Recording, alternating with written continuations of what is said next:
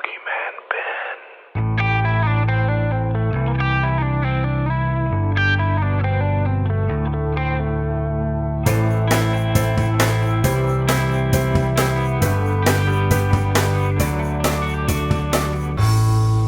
Horror Zone.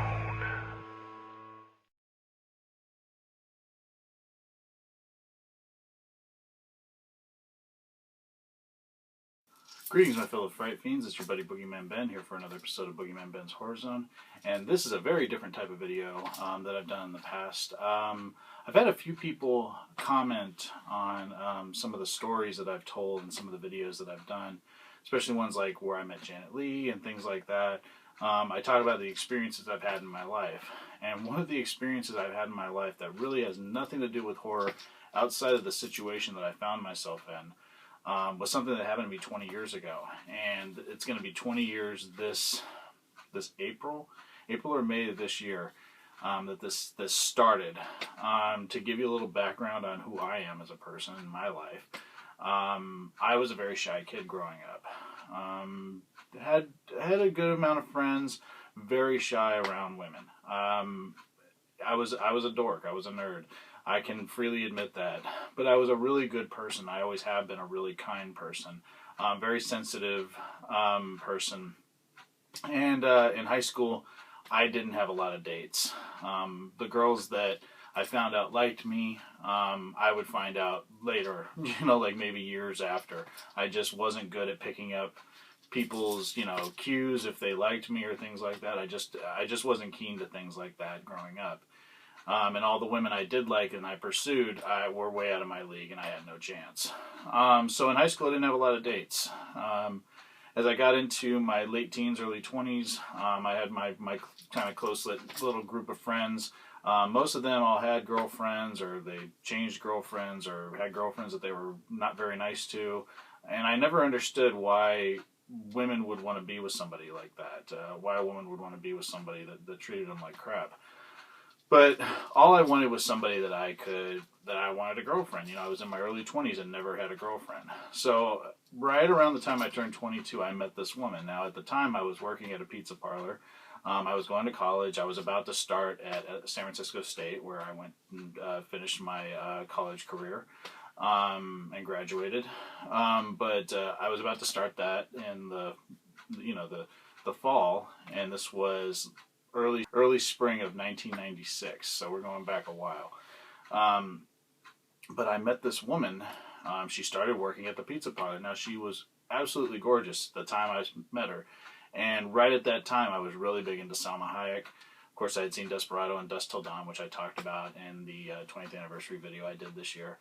And I thought she looked just like her. She had very similar characteristics, and she was way out of my league. I looked pretty much like I kind of do now, just, 20 years younger. In fact, here's a picture of me right around this time. I'll showcase it real quick.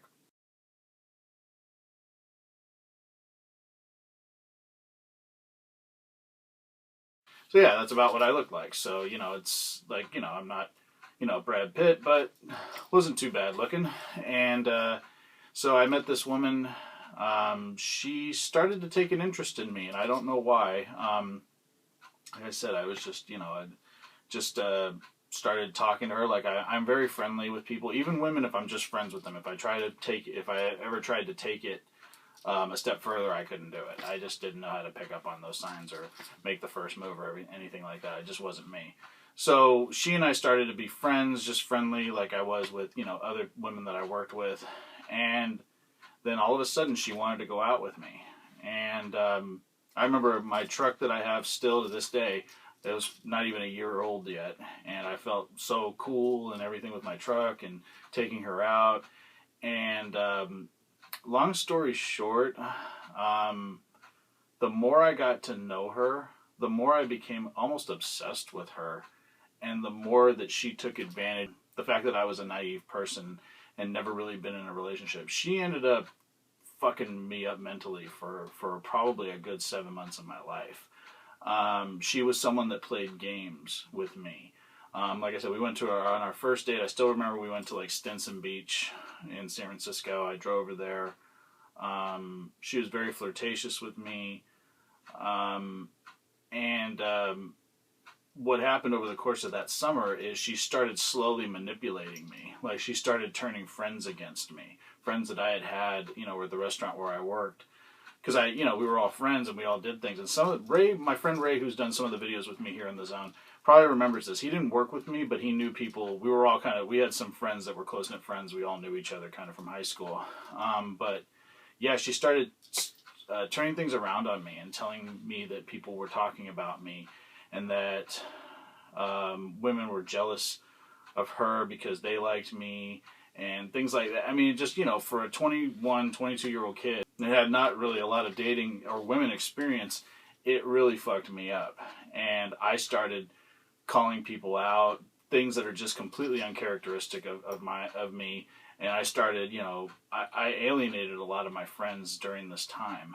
And there was a period where I finally just got sick of her, and I don't know how I did it because I remember what I was like back then, but I stopped talking to her and completely quit talking to her and didn't want to have anything to do with her, and she followed me home. I remember she followed me home from the restaurant, and she got in front of my truck, and we stopped, and she started crying and begging for me to take her back because she realized how strong I was and all this stuff, because she had kept saying I was weak and that I let people manipulate me, and she was manipulating me. And I ended up going back with her for a while, and then she started telling me that if I wanted to be with her or be together with her, I couldn't be friends with certain people. And I'm like, I can't do that. And at the time, I was with her in her car when this was a few days later after she had stalked me. And I don't know what the hell was wrong with me. I guess I was just, I craved the attention, but at the same time, I was fearful of it as well. But I remember I drove to where, we would meet in weird places too, because her family was like Jehovah's Witness, and I couldn't be in her house, and she lived in a really bad part of Richmond. And I just remember we would meet in parking lots and different restaurants or weird places. And now that I look back on it, I don't know how, when I think about it now, it freaks me out because I'm like, God, I could have been killed. It's like, I just was so stupid. But yeah, I met her in this parking lot. It was like an old Safeway or Lucky's parking lot, grocery store. And I told her I wouldn't stop being friends with certain people. I just said, I can't do that. They're my friends. I love them. I'm not going to do it. And we were and I had left my truck there and gotten into her car. And I remember she started driving, just like recklessly driving down this one road called the San Pablo Dam Road. People that are familiar with the San Pablo, Sobrani area.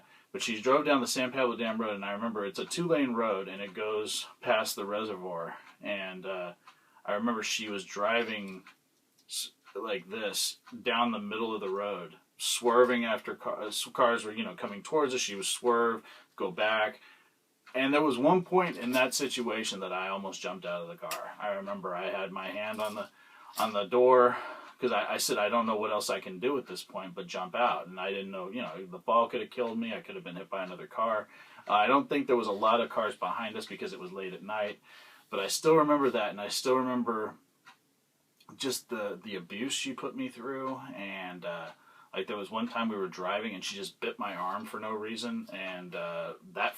I'd swerved driving. There was one time I let her drive my truck, and she gunned it to 80, 90 miles an hour, and we ended up getting stopped by a cop, and she was swerving all over the road at that. She was just crazy. And why I bring this up is because there was I was ashamed of myself for so long for letting somebody. I mean, this went on and on for about 7 months, and it got to a point where I didn't know what the fuck to do.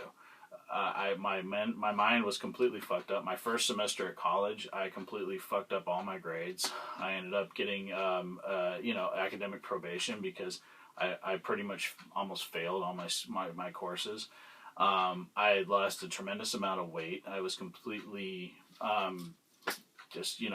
she completely destroyed me. And, in some ways, when I finally just told her to fuck off, and I'm not saying her name on here because it's like I've had 20 years of peace, and last thing I want to do is is say her name. But yeah, it was the worst relationship or the worst experience, one of the worst experiences of my life. And when I talked about what made me remember all this or start thinking about this again was when I did the video in San Francisco about the locations in San Francisco where the game was shot, because she was the one I was with when we were trying to find the Tonga room at the Fairmont Hotel.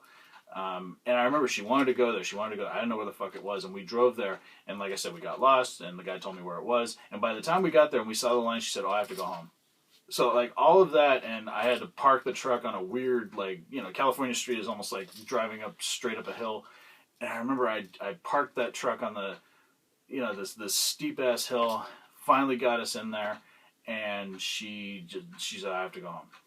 And just like things like that, she was just mind fucking me, and she was fucking around. And it turned out, like, when I started realizing who she really was, and by this time I'd already like fucked a lot of relationships that I have with people, and to this day I'm still saddened the fact that I did that, because I had some really good friends, and I let this stupid crazy woman fuck that up. Or I did it, but it was her influence that made me do it. That's how weak I was. But then I found out that she was screwing around with a lot of guys at work, and I got to the point where I even followed her one night because she said that she was going to She said that she wasn't. She was working late, or she had something and she couldn't see me. And I remember she had another job, and I remember I drove to close to where that other job was, and I sat in the parking lot and shut my lights off and watched. I mean, this is just crazy shit. When you watch like movies like Fatal Attraction and shit like this, and you hear about these crazy people and what they do to people, it was true. I mean, she really did fuck with my mind. She did not like any of this shit that I was into. She didn't like movies, and she ridiculed me for liking Eddie Murphy. She was very racist. Said horrible things about, just friends of mine and things like that. She was a terrible person, and she didn't like horror at all. I mean, she hit me. She accused me of slapping her one time in a restaurant, and I didn't. And then she made this big scene. She would write me these beautiful letters and put them on my car, and then I would have them, and then she would tear them up in front of me. And I still remember the last time I spoke to her. I was driving to see my friends in Sacramento. This was in 97. At this point, I hadn't been with her for like probably a month or two. And it lasted all the way up till Christmas of 96. And I had a beeper. I didn't have a cell phone. She beeped me on my beeper, and I got off at a gas station and called her. And I was like, "What do you want?" And she was like, "Oh, I want to see you." And I said, "Well, I don't want to see you." And I said, "I'm going to see my friends." And she said, "So your friends are more important than me?" And I said, "Yes." And I hung up the phone on her and never talked to her again. But that doesn't mean that she didn't stop prank calling my house. I was still living at home at the time. She would prank call my house all hours of the night, not leave messages. She would beat me all the time. And then finally, maybe a month or two after that, it finally stopped. And what's really weird is the year I got married, saw her at a grocery store, and she was pregnant. And I remember I got out of that store as fast as I could. But yeah, the reason, it's just, I can't believe I'm talking about all this now, but it's just crazy that it's been, so many years ago. And I remember that time so vividly, that I was so infatuated with her, and that I really wanted to be with her, and that nothing else mattered. Not my friends, not my family, not my school, nothing. I mean, she completely brainwashed me, and every time I would snap out of it and say, "Fuck, what am I doing?" she would become the nice, tender, very sweet person again. And it was all just because she liked to fuck with people. She liked to fuck with people's minds. And at the time, I couldn't understand why somebody would want to do that to somebody. But it just, now it's like, I'm older, and I realize the way the world is and how people are, and how, people love to have power, and there are certain people that crave to have power over somebody, and she wanted to have power over me. And when I think back to that time, it scares the shit out of me, because it could have turned out a lot differently. I mean, there was times that she said there were people that were coming to beat me up. There was times that, like I said, the prank calls would happen. The things that she did to manipulate me, I was at one point close. I felt like I was close to suicide. And it's scary to talk about this shit now, but it's something that I still remember. You know, if I couldn't have had her, I was ready to just end it all. And it's scary to talk about this shit now, because that is so far away from me. And a year after all of this happened, I met my girlfriend that I had for 3 years. Her name was Tina.